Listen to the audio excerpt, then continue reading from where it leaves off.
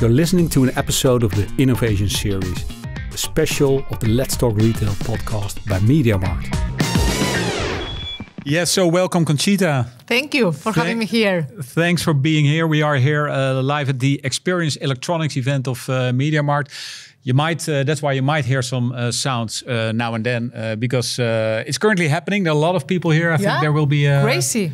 1,100 people in total today. It's amazing. It's cool, eh? Where we bring together our store employees and a lot of partners to tell them about the latest gadgets, innovations, developments, updates, etc. So that's I enjoy a lot walking here. it's good, eh? And just to introduce you, you're the head of AI education of EMEA at Google, right?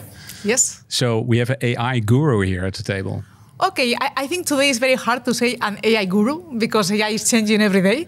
But at least I am trying. Yeah, exactly. And you're from Spain. You're traveling the whole world. Eh? So yes. EMEA is your region, but you're doing conferences and events everywhere, right? Because I am part of a group that is called the ASL Trainers at Google. We are 5 that covers all the world. It's a specific, super high, cool AI training that only 5 of us are able to cover worldwide. So this is why I am traveling a lot. Yeah, and you must have such a cool job in an area where it's happening so much. Must be amazing. So I'm really excited to talk to you.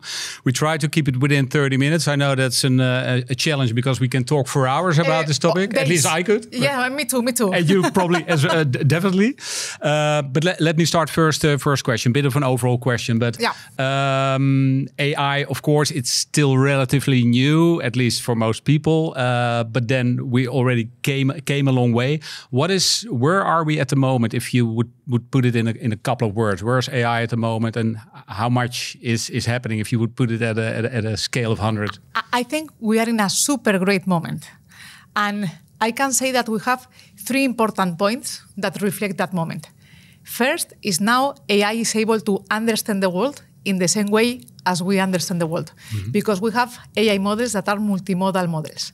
That means an AI model is able to understand not only text, video, and images. So they are able to understand the world as the same as we understand as humans. Yeah.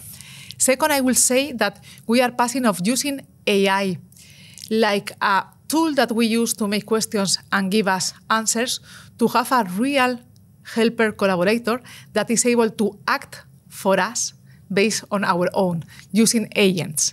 So they are able to solve tasks for us. And this is something super, super cool. And the third one, I will say that now, thanks to all this advancement that we are having in computing and data, now I believe that we make a super, super big improvement in scientific progress. And with that, we are able to solve or start to solve the biggest challenges that we have today as humanity in the world. So we are making a lot of improvements in medicine. For example, with a project called AlphaFold, in which we are able to decipher 200 million proteins. And this is a project that is used worldwide with thousands of scientific doctors and chemical people trying to find better treatments. Yeah. So I think that now we are able to try to think about that we are able to solve what was impossible a few years ago. Yeah. And if you look back, so when did it all start actually? It's a start a long time ago. Yeah. Okay, so neural networks is not something new. Neural networks starts in the 50s. Yeah. But the problem was that in this time it was very hard to train a neural network. Compute was super expensive and we don't have enough data. But thanks to the gaming industry, they create something magic, GPUs. Thanks to these graphical processing units, we are able to have compute at an affordable amount of money. So then we try these neural networks that was not being able to train before. In around 2010, we start to train neural networks with GPUs. So AI comes from gaming, actually? Comes before, but when it was really possible to be able to train models with not be super, super expensive is thanks to the gaming industry, thanks to these GPUs.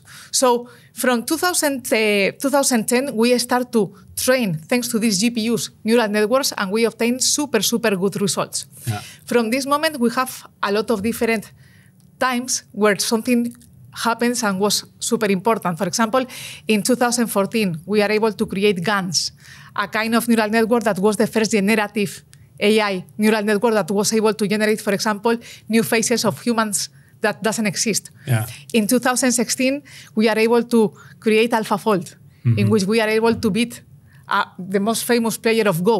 Yeah. But this was the first era, when we are working with predictive AI, when we are working with neural networks that were trained to solve only one specific task. Yeah. They were super, super intelligent, but only to solve a specific task that they were trained on. Yeah. But in 2017, everything changed.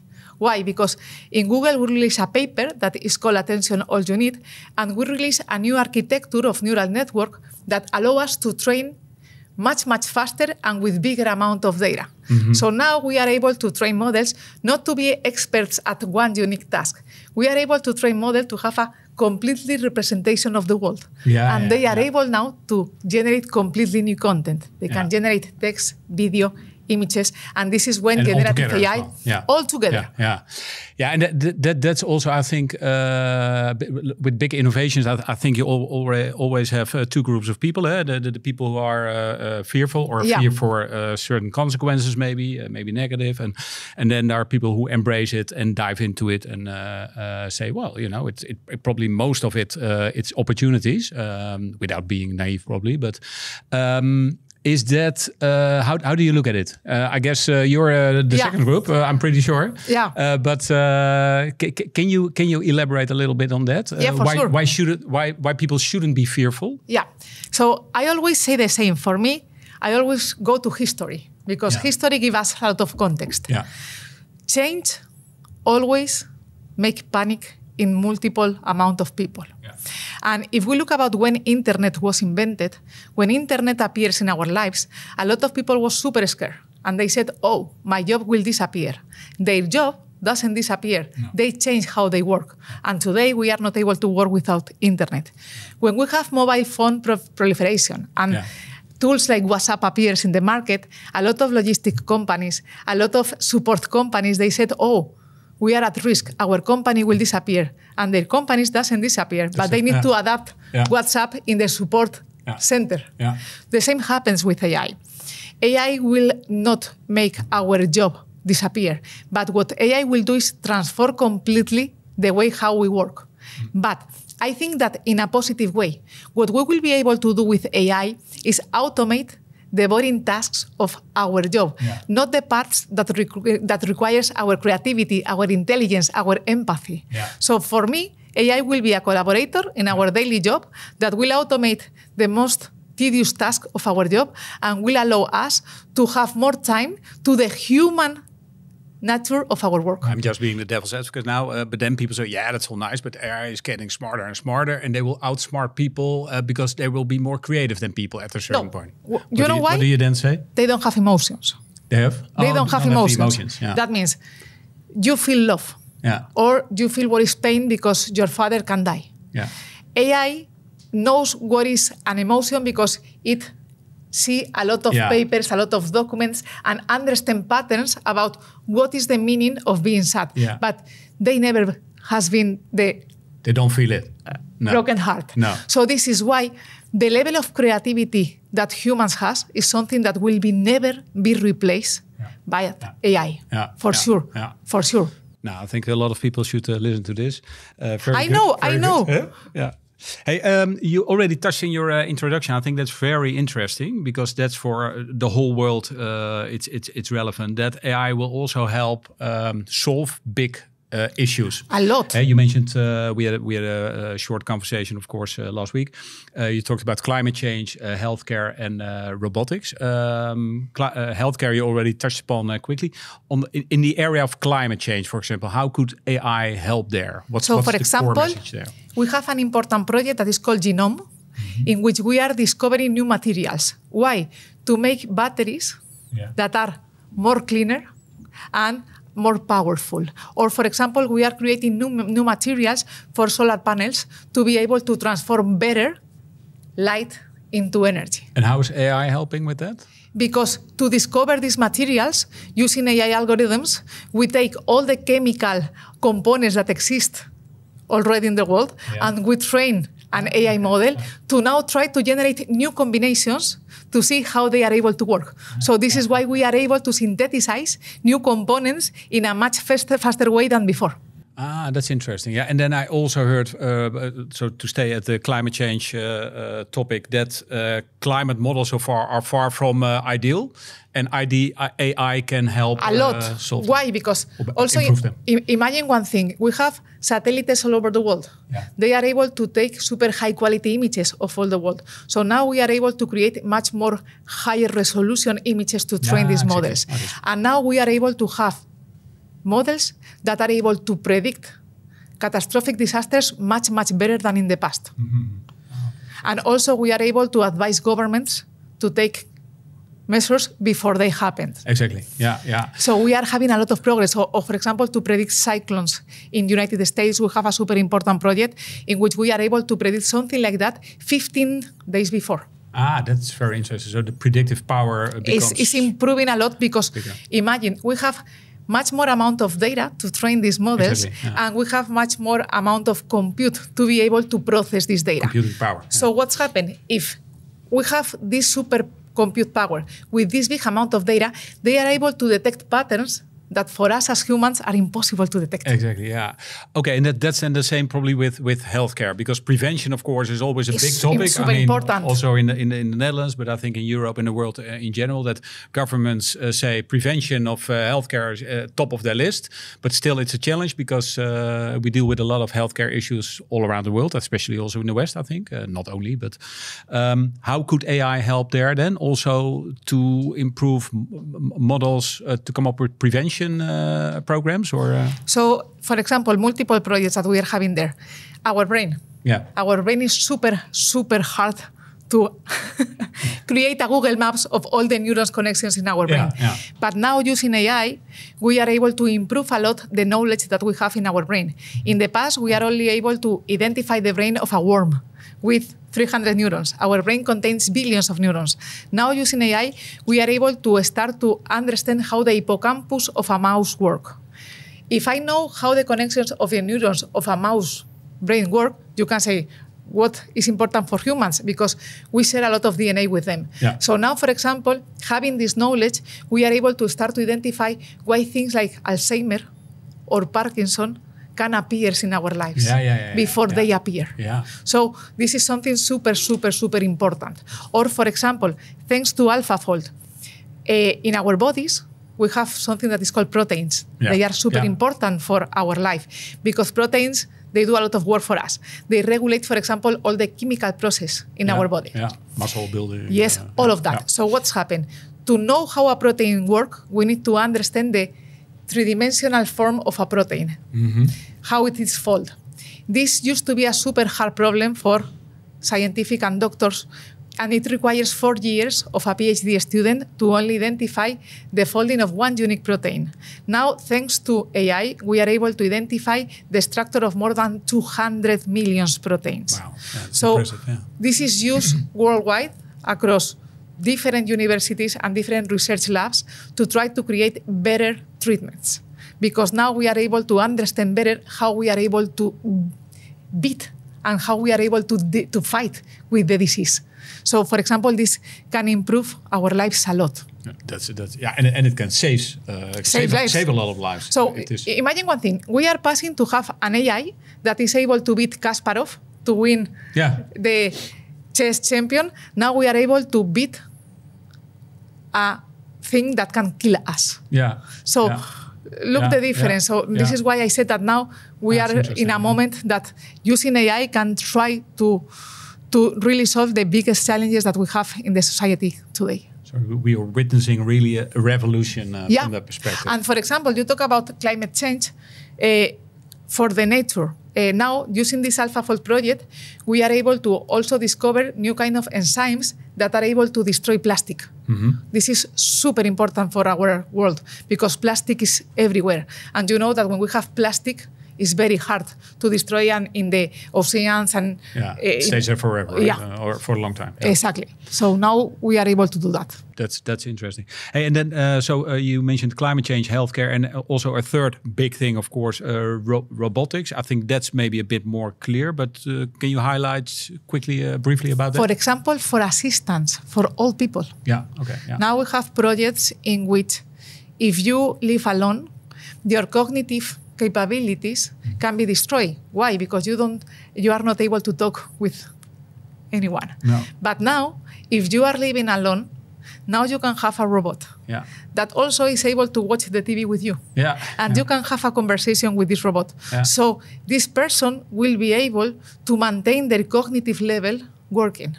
And also for sure, these kind of robots are able to identify if you need to take a medicine, or in case that someone that it's old and needs help, it's able to call automatically to emergency services. It's impressive, right? Yeah. So all the old movies from the 80s and 90s become true, right? Yeah. So how visionary are you that people came up, film directors came up with that already back then? I always think, right? Yes, I think that science fiction in the past, today is science. It's a reality. So, but the people who came up with those ideas back then were really visionary. Yeah, right? exactly. It's quite impressive. You also say one of your, let's say quotes, but everybody will have a personal agent, AI agent in some time? Yes. So we will have in our hand, in our phone, a real collaborator. That means instead of saying, please find me a travel to Madrid because I need to return tomorrow to home and it will show me flights, I will say, hey, I need to go tomorrow to Madrid. I need to deliver a conference in Castellana Street, and the agent automatically will be able to find the travel for me. The plane will book the plane for me, will be able to book the hotel for me and give me all the results. That means we'll be able to interact with external apps to act on my own. Or for example, the idea is instead of being reactive, is being proactive. That means imagine that I have a blood analysis. So the agent is able to, when I receive the results, for sure, is not a doctor. But because these models are trained with multiple amount of data, it's able to recognize, I believe that based on your report, you need to contact this specialist because these kind of levels are not good. And it's able to make the appointment for me. So it's act based on our own and have a real collaborator in the pocket. We all have a PA. Exactly. Exactly. That's great. And how will it? I mean, it's a big question, maybe, but how will it change the world in the sense of between regions? Because I can imagine Asia is quite far. Maybe you can touch a bit upon that. Europe, is mainly good at regulation. Briefly said, and the US is probably quite far, but Asia probably farther. And so how will it influence the competition between continents and maybe also industries? So I always say the same. AI is not magic. There are not something hidden in the back that technology companies has. It's only one thing, find patterns in data. It's the only thing that AI is doing. So what is the key? The data. The better data you use and the big amount of data you use to train your AI models, more powerful will be. So the problem here is that we have different kind of regulations on different parts of the world. There are parts of the world in which we don't have any kind of regulation, so they can train AI models with super big amount of data, and they are able to do this in a super fast way. That's in Asia more. Exactly. There are other parts of the world in which the regulation is less strict, like in America, and they are able to use more healthcare data or more population data to train AI models in an easier way than, for example, as in Europe. In Europe, we have a very strict regulation, and a lot of time, this regulation can break the fast of innovation. So the problem is that everything depends on the data that you are allowed to use to train this model. So this is why I think that we need to have a regulation that allow us to train models always in a responsible and ethical way. That means always when you want to train an AI model, you need to express which is the final goal. And if the final goal is to improve people's life, if the final goal is an ethical final goal, I think this data needs to be available to train these models because it can improve people's life. But for that, we need to have a better regulation. So from that perspective, you could say with the high level of regulation in Europe, the continent is not really helping itself at the moment. Sometimes at least they should speed up, maybe. Exactly. Sometimes it's very strict. So for sure, we need to have regulation because we need to protect us. Sure.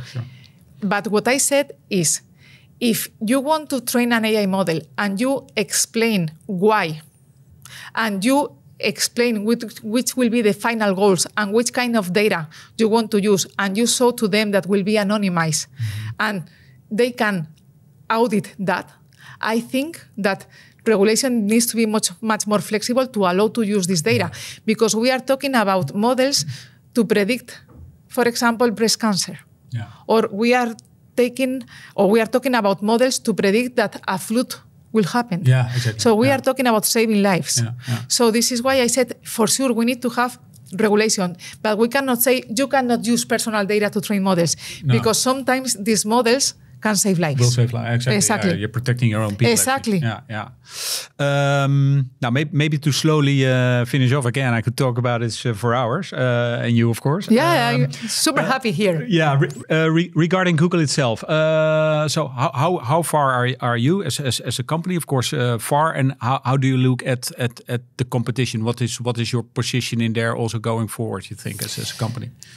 This is a hard point, because competition now is super, super hard. And also, every week you will see in the leaderboards. Yeah. Today is Gemini model, the number one. Next week will be a Perplexity model. Next week will be an OpenAI model. So I think that in few, I will say, months or years, all the models will be super clever. Yeah. But for me, the important point is which models are more responsible. That means which models has better moderation APIs. For example, a model is not a psychologist. A model can never give you mental advice. No. So if you are a model and you receive a prompt, a message like, I am super sad, I don't know what to do with my life, the model will never be able to answer that. The model needs to say, sorry, I am not a therapist. If you need help, please contact this number. Yeah. So making these moderation APIs, for me, is something super, super critical. Yeah. Also, avoid bias. In the history of the humanity, we have a lot of bias. Yeah. If we use the data as it is, and we don't audit this data, and we don't treat this data, these models will amplify this bias. Yeah. So have models that you ensure that are treating fairly all population in the world. So for me, I will say, more than having a clever model, I will say, train these models in a more ethical and responsible way. Yeah. And this is something that I am very proud of being part of Google, because this is something that we take a lot into consideration. And educating people then, right? And this is critical. This is critical because people is afraid about AI. Yeah. It's very important to explain what is AI and what is not AI. Yeah. Explain that AI will be our collaborator, not our replacement. No. AI will be a tool that will help us to do our job, to automate tasks and give us much more time to do the stuff that really needs our expertise and our empathy. For example, we need to teach for example, in the schools or in the universities. Depends on how we use AI. AI can be good or can be bad. Yeah. That means if you are a children and you use AI to do your homework, at the end of the day, you will be like stupid because you are not developing your personal critical thinking. Yeah. So what we need to teach them is, okay, AI will be your helper. Yeah. That means you are doing your homework.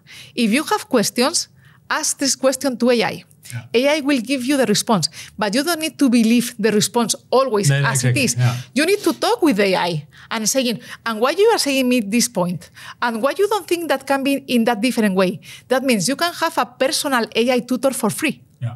But we need to teach our children, our students, how they need to use them in an efficient way. Because if you use that in an efficient way, it can help you to improve your personal critical thinking a lot. Yeah. But if you believe in a blind way, always the response that AI gives to you, this can be a super, super big problem because this will destroy your critical thinking. It will destroy your creativity.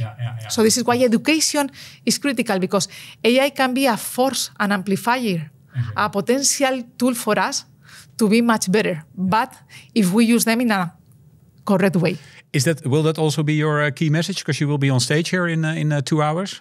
Yes. I always say that I think that Hollywood makes us a lot of damage. Yeah. when we talk about AI, Terminator and these kind of themes in which machines will come and will destroy the world.